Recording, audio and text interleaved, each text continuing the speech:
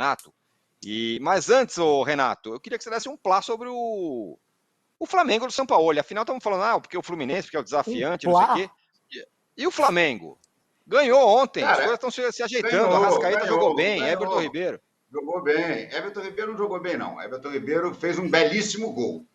O Arrascaeta jogou bem. O Arrascaeta jogou 90 minutos e com muita liberdade, muita rotatividade, mostrando que não deve estar sentindo dor. Pelo menos ontem não sentiu, porque ele realmente se movimentou o campo inteiro, tentou várias coisas, tentou chute a gol, armou tabelinha. O Arrascaeta ontem começou a lembrar o grande Arrascaeta. Se não voltar a sentir nada, se o pubis não atrapalhar, ele pode voltar a ser aquele jogador espetacular. E se ele voltar, o Flamengo é outro.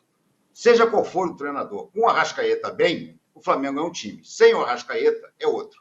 Ontem, o que eu gostei mais foi da escalação inicial.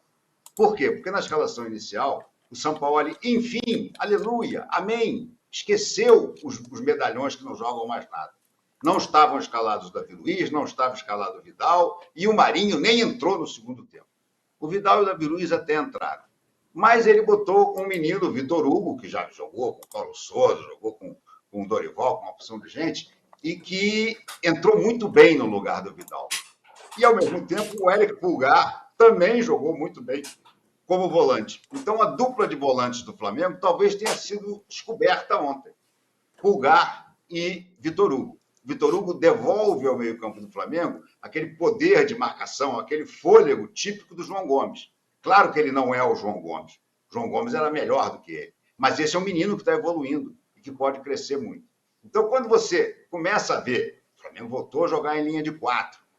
Os chatos que adoram linha de 3 vão dizer, não, mas na verdade a saída era de 3. Estou um pouco me lixando se a saída é de 3. Eram 4 zagueiros. Era uma linha de 4 com só 2 zagueiros, né? O Fabrício Bruno e o Léo Pereira. No final, sim, por causa de querer poupar o Ayrton Lucas, que voltou a jogar muito bem também, ele tirou e botou o Davi Luiz e puxou o Léo Pereira para jogar de lateral esquerdo, e não para jogar como terceiro zagueiro.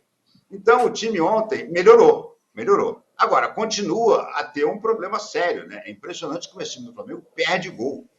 O Flamengo dominou amplamente o Goiás, criou inúmeras oportunidades, mas só fez 2. Uma de pênalti e a outra num toque meio de letra, de calcanhar genial do Everton Ribeiro após uma cobrança de escanteio. Agora, ainda é um time que concede muitas possibilidades de contra-ataque para o adversário. O Goiás finalizou mais de 10 vezes contra o gol do Flamengo. Então, ainda é uma coisa que precisa ser arrumada. O time evoluiu um pouco? Evoluiu. Mas o adversário era muito fraco, né? Isso é uma coisa que precisa se levar em conta. Era um adversário fraco que vinha desfalcadíssimo, tinha 7 desfalques. Então, assim como o 8-0 contra o Maringá, a gente logo viu que era uma coisa relativa, porque depois o Flamengo começou a perder no Campeonato Brasileiro, essa vitória contra o Goiás também merece que se tenha um pouco de cautela. Mas eu vi alguns progressos. Agora, tem uma coisa que eu estou encafifado, para usar um termo da época da minha avó. É impressionante como os treinadores do Flamengo chegam lá e ficam macambuzos, sorumbáticos. As entrevistas do Vitor Pereira não pareciam o Vitor Pereira do Corinthians. Ele estava sempre olhando para baixo, meio jururu. O São Paulo é a mesma coisa. O São Paulo até na entrevista coletiva... Não, o Ceni era menos. Mas o Ceni para ficar macambuzo... é um pouco assim, né? Difícil. Mas assim, né? Você repara, rapaz, na entrevista do São Paulo, ele fala tudo olhando para baixo. O que será que está acontecendo no Flamengo? Está precisando de um psicólogo para os técnicos também, não é só para o elenco, para os técnicos também, porque eu acho que o São Paulo está dirigindo o Flamengo à base de Rivotril, de Lexotan, dessas coisas, porque ele está para baixo, astral para baixo. Agora, o time ontem deu uma melhoradinha, mas como o próprio São Paulo reconheceu, vai precisar melhorar muito, mas muito ainda, se quiser brigar de igual para igual com o Palmeiras e com o Fluminense, por exemplo. E o Fluminense está aí na porta, né? Na terça-feira que vem, Flamengo e Fluminense, eliminatória da Copa do Brasil. Flamengo já perdeu o Pedro sentiu a virilha ao cobrar o pênalti, teve que sair imediatamente, e vai ter a volta do Gabigol, tudo bem, mas o Pedro é um baita desfalque.